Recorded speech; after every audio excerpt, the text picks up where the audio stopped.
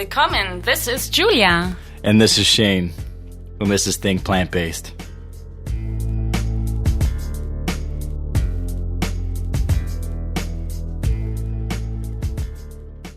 Think Plant-Based. Make sure to check out recipes, health tips, travel tips at www.thinkplantbased.com. And we're officially on iTunes, so please rate and write us a review on iTunes. Write us a review. Give us 2 stars, 3 stars, maybe 5 stars. Let us know. For sure, 5. Yeah, I mean, who would give us 2 stars anyways, right?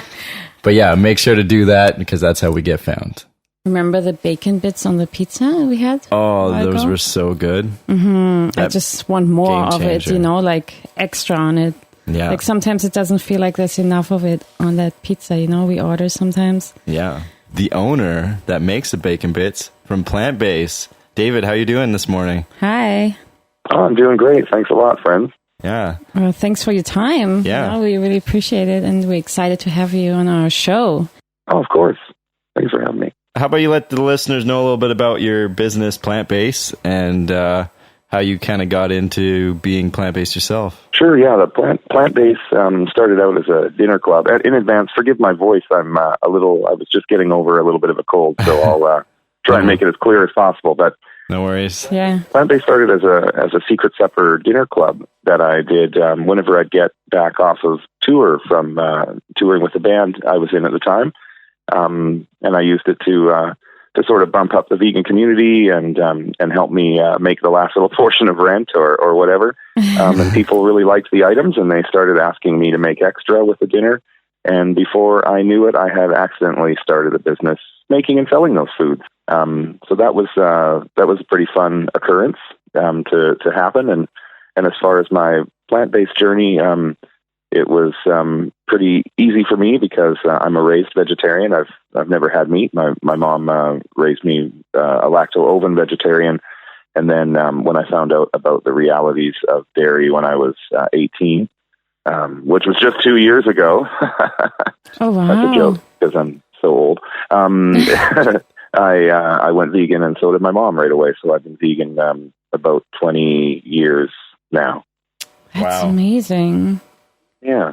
And so what exactly inspired you, though, to start I guess you said, more people wanted the food, but why did you think, I really want to do the meat alternatives, Why wasn't it, more like cheese or... I was getting asked, I was cooking for the guys on the road, too, to help save money on our per diems, and I was getting sort of challenged, oh, yeah, your food's really good, but you can't make anything that tastes meaty because you've never had it. And I, without knowing whether I could or not, I'd just say, yes, I can. And then quickly have to scramble and try and figure it out. So it just came as a natural process of, for lack of a better way of saying it, just kind of wanting Omni people to shut up about meat. Saying that, lots of people would say, oh yeah, I like stir fry, but I wouldn't eat tofu every day. And I just kind of got frustrated of hearing the generalization that plant foods were only just nuts, seeds, and tofu. They can really be anything, and those are what actually give omnivore foods their flavor anyway. People apply no shortage of plants and spices and other non-animal things to make their meat palatable. So I figured I could do the same thing and help them lose the excuses they have in not at least trying it out. Yeah, exactly. Yeah, that's quite impressive because you never had meat, but you created an amazing texture and flavor, of these products. Yeah, actually, at first I didn't like any of it myself. Too meaty. my guitarist at the time, he took some of the bacon off of my compost pile and ate it. And he said, "Is this bacon?" And I said, "Yeah, but I'm throwing it out. I don't think it's very good." He's like, "I don't know. It tastes pretty much like bacon." Wow. And so we discovered together that having not ever had bacon, I wouldn't have had a taste for it. So right. That's kind of how the bacon and the bacon bits came around. Yeah, totally. So it's good to have taste testers, right? That kind of are familiar to the meat taste, I guess. Yeah, you almost need people that have tried the meat so that you can figure out what palate they're looking for, right? Yeah, to perfectionize. Yeah, a little bit. I mean, there's a lot of Buddhist style seitans out at the time and stuff that I could order. And once in a while someone would say, oh, hey, you know, this thing, it tastes a lot like meat at this place. It's a vegan version of whatever. And you could go there and try it. That tastes pretty bang on. And I also used a database of, compounds of flavors and stuff to try and help narrow down what these meats actually, what plants were in them that made them taste like that anyway. So Smart. over time, I just kind of figured it out and developed a bit of a taste for plant-based meats myself. Right. Totally different league on their own, right? Totally. Yeah. So it's good. So what are a couple of your favorite plant-based products that you sell that you're just like, oh, I could eat this all day? Right. With anything. I really like our butter mutter chicken. It's like a thick, buttery, tomatoey, creamy curry, like a classic butter chicken. With peas, so it's like nice and thick and heavy with the coconut cream. I really like that. Our Texas barbecue ribs are really popular. We're really proud of the barbecue sauce that we make for those. Barbecue sauce is like a true Texas style, slow cooked, long steeped sauce we do. And of course, bacon is what kind of got it all started. So I'm happy that we still sell that. And then cheddar came right after it. So I really love our cheddar log as well. Wow. What is that one? Cheddar log? Cheddar's like a cheddar cheese. It's like a burnt pate. Okay. Sorry. Okay, got it. Yeah. Interesting. Yeah. Well, we have really such a wide variety of products. That's quite amazing. Yeah. Well, we know you were one of the lucky ones that never had meat, got raised vegetarian. But when did you actually do the switch to become fully plant-based? And you knew like there's no turning back, I'm not going to eat cheese anymore, eggs or any dairy, right? Yeah. I was involved at the age of 18. I was involved in some fur activism, I guess we can call it. And one of the people who I was taking actions with just mentioned to me the reality of dairy. And since I had been raised, with what I felt at the time were very complete beliefs around being kind to animals, I was surprised to learn that my mom didn't know this growing up, and I was surprised that it was even true. So once I verified that it was true, that was it. I think it might be more difficult for other people, but my transition was decently quick. Maybe in the first year or two, I'd get stuck, and I might end up having to eat a Mars bar from a gas station at 2 a.m. or something on the road, or for me, it wasn't about, totally. I mean, and at that time, it was actually decently difficult to be vegan. So after I got over, like a year or two learning curve, I was pretty much vegan that entire time, with the odd drop back when I felt I had no choice. But as soon as I learned that I had a choice, or learned how to make more food, or figured out which stores had what, and just kind of changed my habits, there was no turning back. So I think by about 20 or 21, I think I never ate animal products again. So I guess about a 2 to 3 year journey with like very minimal vegetarian, like lacto oven products sometimes thrown in. But strict vegan since 21 anyway. Nice. Right. Do you ever miss cheese, for instance? No, it's not food to me. Plastic. Cheese is a product of grieving mothers, and it is the direct product of the veal industry as well. So to me, it's not even a vegetarian food. And even when I was vegetarian, I didn't eat a lot of dairy products because, like most of the world, I have a sensitivity to it. Since it's not for a human, and so it made sense to me. Right. So I didn't find it too difficult. It was just trying to kind of figure out as a young sort of poor musician where I was going to eat and how I was going to eat, and and a bit of social stigma and stuff around it. But that never really bothered me because I was always kind of weird looking too. So it was just another another thing that made me happily weird, Right. So I didn't mind. Yeah. So were your bandmates, were any of them vegan, or you were the only one that was vegan? I was the only one, but I ended up really helping them at least, understand it. And they found that I was very handy because I could take our $15 per person a day per diem, and stretch it by making, delicious vegan foods for us just to eat in the van. So they were happy because they had a couple extra bucks for beer. Right. and then the venues would feed us. So they'd still, exactly. Yeah. So they were like, well, I don't know, 2 extra beers that we have because we gave him grocery money, and I'd just cook on a Coleman stove. And by the end of it, once we had gotten a tiny bit more independent success and stuff, I would be cooking for other bands and charging the other bands on the tour for money for food as well. So that's awesome. It all kind of happened organically and just kind of as a surprise to me. So I'm happy it worked out like that. And a few of my bandmates now in the current setup, they're vegetarian or heading toward vegan.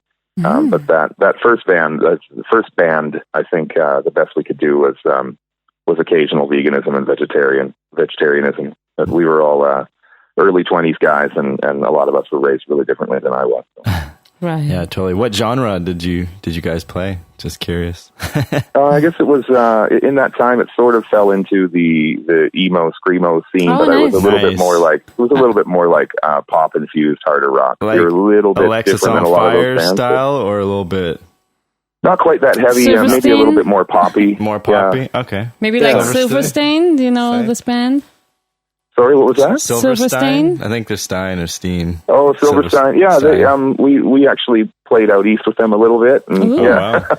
Nice. So I guess we fit in with that genre. We were always hesitant to be called screamo because we really liked pop as our base. But we presented and played a bit like hard rockers. So I like screamo. Yeah. Julia's a big fan of screamo and it's fun.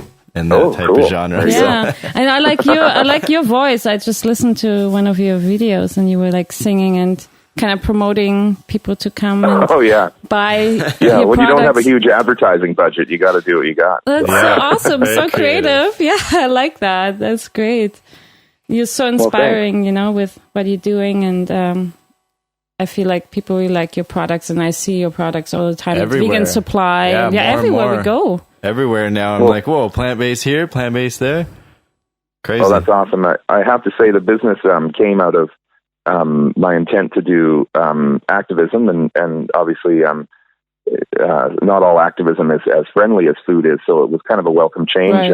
Right. I tended to do stuff that sometimes was a little bit more confrontational and not extreme or anything illegal, but definitely not always comfortable for me.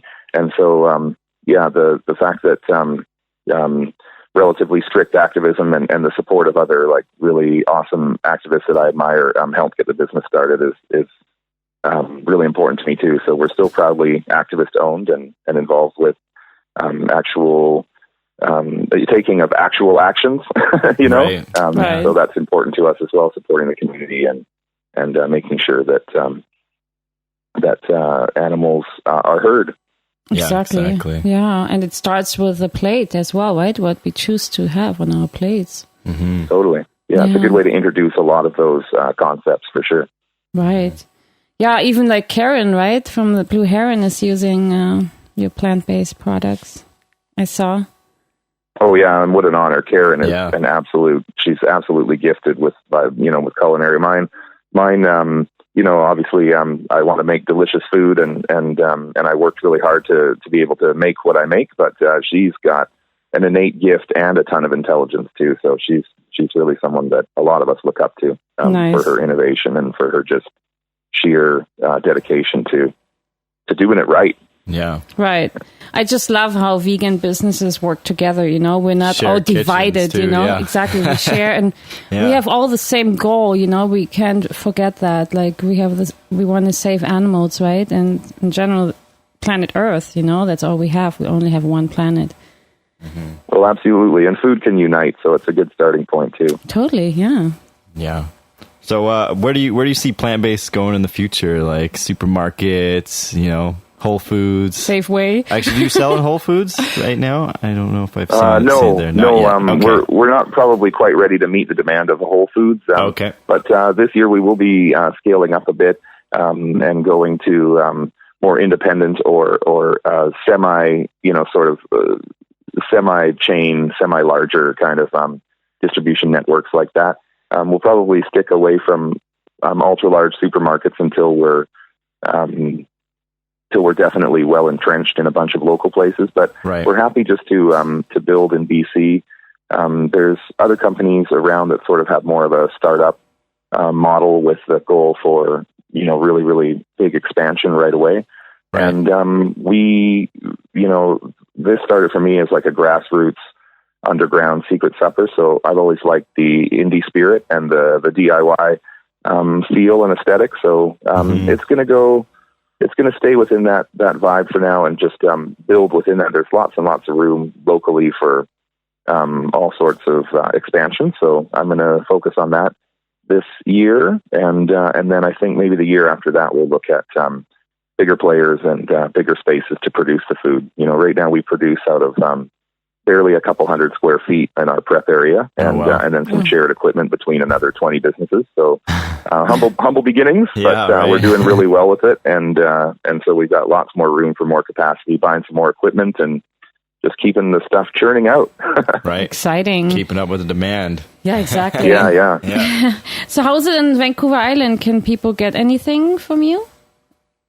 Yeah, I'm going to be doing a drop there. I try to go there every 8 weeks or so and do meetups at drop points. So I'll be doing Victoria, Nanaimo, Courtney, and Campbell River on the way to visit my mom, who's up in Campbell River. Oh, nice. So I always do pre-orders and drops. So I'm just going to be posting that later today, actually. Oh, wonderful. Cool.